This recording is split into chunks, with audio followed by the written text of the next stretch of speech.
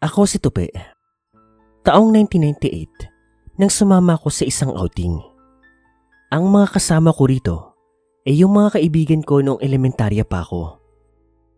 Para na rin iyong reunion kasi matagal na rin kaming hindi nagkita-kita. Noong una, hindi ko pa alam kung saan kami pupunta. Taga Davao kasi ako. Pero base naman sa kaibigan ko, doon lang din naman sa Mindanao. Nag-usap-usap kami kung kailan kami aalis at nakapag-decide kami na sa susunod na lang na buwan. Yung iba po sa amin, hindi na po nagpatuloy ng kolehiyo. Isa akong tindero sa pwesto ng palengke ng tita ko. Hindi ganun kalaki ang sweldo, pero okay na yun. Ang importante, makatulong sa aking mga magulang at kahit onte, makapag-ipon para sa sarili. Isa sa mga kaibigan kong sasama sa bakasyon ay si Joben. Magkapit bahay lang kami at magkaklase din kami nito. Sabay kami magpupunta doon sa lugar na mapipili ng kasama namin. Isang araw, habang abala ko sa palengke, pinuntahan ako ni Joben. Sinabi niya po sa akin na sa may Sarangani raw kami magpupunta. Noong una, nagdadalawang isip ako kasi hindi ko alam yung lugar na yon. At talagang wala akong ideya kung paano pumunta doon. Tinanong ko naman si Joben kung desidido ba siyang sumama sa bakasyon at umuo naman siya. Minsan lang daw yun mangyari. Kaya susulitin na raw niya ang panahon na makakasama pa siya. Napaisip naman ako sa sinabi niya. May punto rin naman siya eh. Hindi rin namin alam kung kailan ulit mangyayari yung ganoong pagtitipon-tipon namin magkakaibigan. Dahil doon, nawala yung pag-aalinlangan ko, kaya nagpasya na akong sumama sa kanila. Isang linggo nga bago yung napag-usapan namin, naghanda na po ako ng aking dadaling gamit. Nagpaalam ako sa tiyahin ko, pati sa mga magulang ko, kaya wala akong naging problema. Sa ibang gastusin naman, napagpasyahan namin na KKB na lang. Tapos, hati-hati na lang kung kinakailangan. May ipon naman ako noon. Binata pa ako. Wala pang asawa, kaya wala talagang problema. Sa natitirang mga araw, wala akong ibang ginawa kundi ang magpakabisi.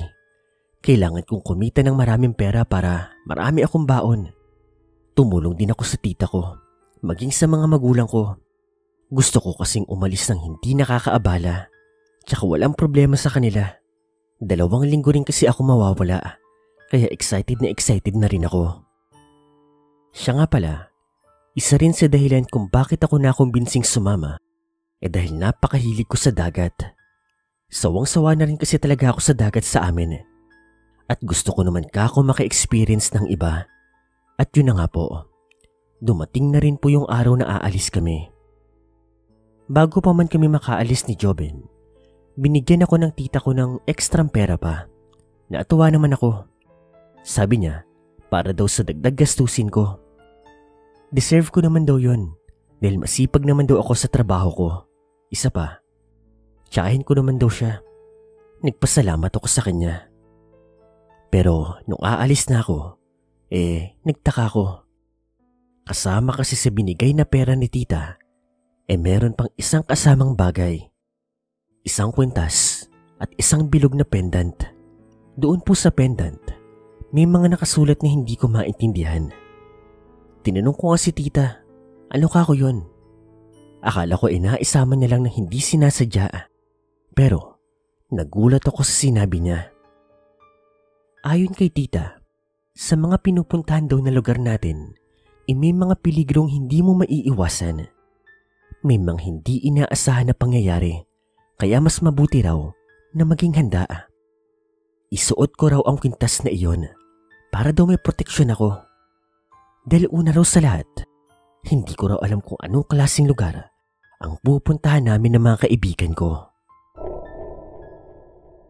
Weirdo sa totoo lang, pero napatungo ako sa sinabi ng tita ko.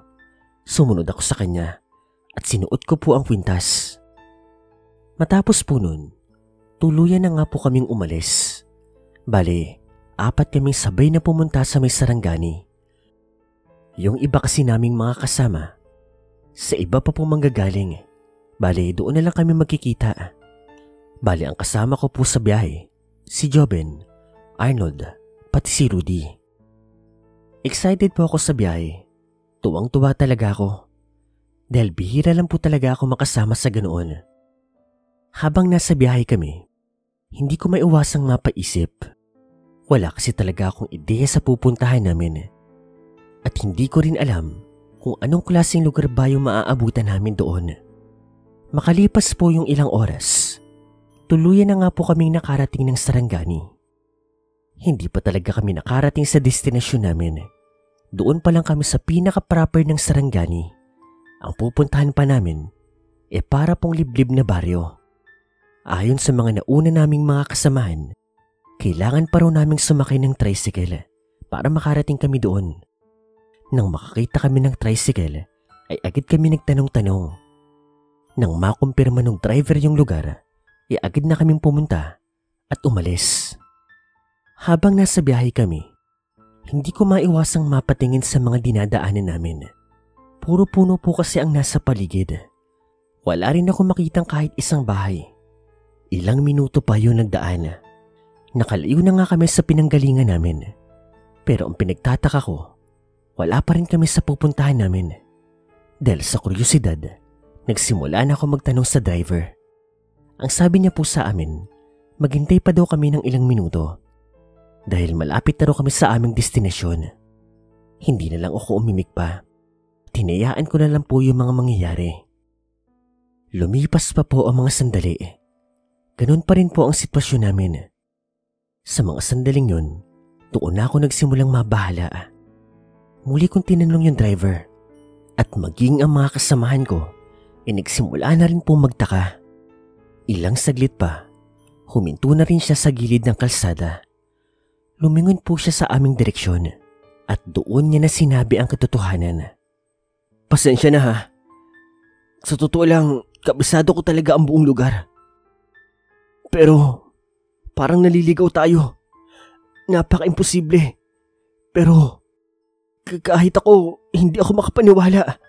Kasi hindi na ako pamilyar sa lugar na to. Hindi ko nga alam na may gantong lugar pala sa may Sarangani. Nagalit kami sa totoo lang. Anong klaseng driver siya? Kaya ako baka mamaya sindikato pa siya.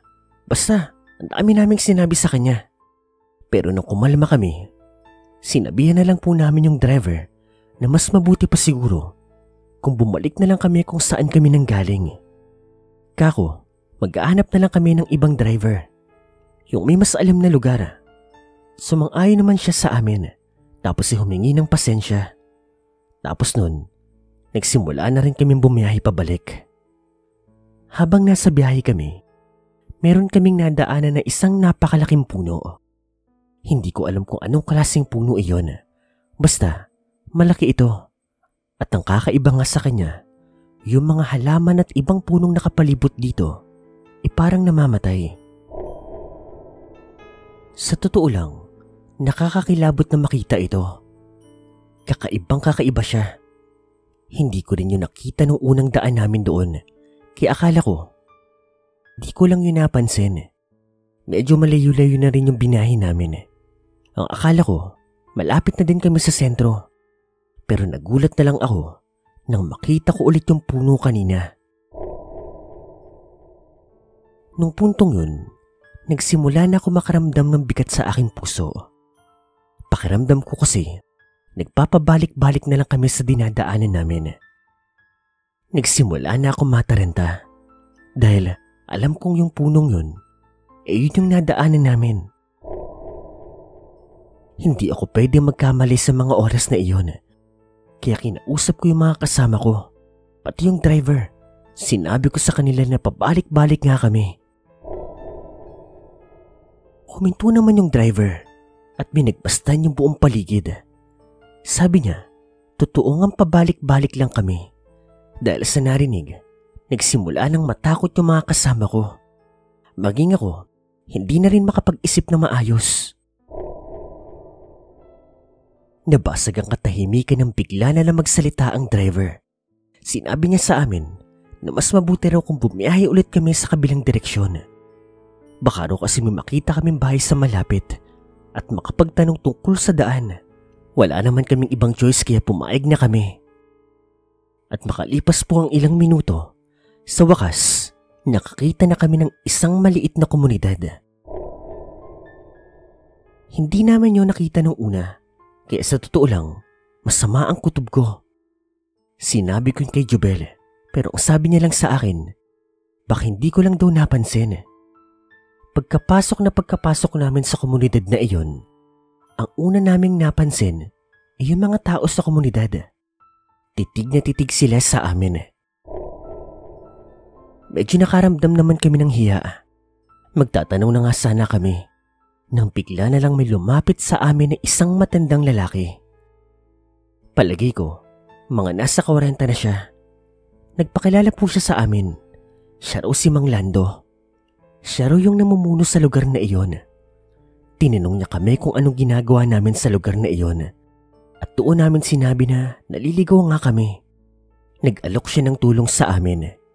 Ang sabi niya, pwede raw kaming manatili sa lugar na iyon. Ipagpabukas na lang daw namin yung pagbiyahe. Delikado na raw kasing bumiyahe at gabi na sa mga oras na iyon. Ayoko sanang pumayag. Ang kaso, sumang-ayon ang lahat ng kasama ko. Wala akong nagawa ng mga oras na iyon. Tinanggap namin yung alok ni Mang Lando. Matapos nun, pinatuloy kami ni Mang Lando sa kanyang bahay. Ang sabi niya, wala naman daw siyang pamilya at mag-isa lang daw siya sa buhay. Pagtapos namin maghapunan, nagpahinga na rin kami. Sa iisang kwarto lang kaming 4, habang yung driver naman ay doon na po sa may sala. Sa sobrang pagod, hindi ko na po namalayan, nakatulog na po pala ako. Ngunit sa kalagitnaan ng pagtulog ko, bigla na lang akong nagising. Ewan pero may ingay kasi ako naririnig. Nang magising ako, nagkulat na lang ako dahil may babae akong nakita. Napakarumi niya at meron siyang mga sugat sa iba't ibang parte ng kanyang katawan. Takot na takot siya at sa kanyang itsura ay para ba siyang isang bihag. Sinabihan niya akong huwag maingay. Bukod doon, sinabihan niya pa akong kailangan na raw naming umalis dahil hindi raw kami ligtas sa lugar na iyon. Kahit naguguluhan, ginising ko ang mga kaibigan ko. Sinabihan kami ng babae na sumunod lang kami sa kanya. Nang makalabas na kami ng bahay ni Mang Lando, napansin ko naman na parang abala ang lahat ng residente sa komunidad na iyon. Hindi naman kami nagpahalata.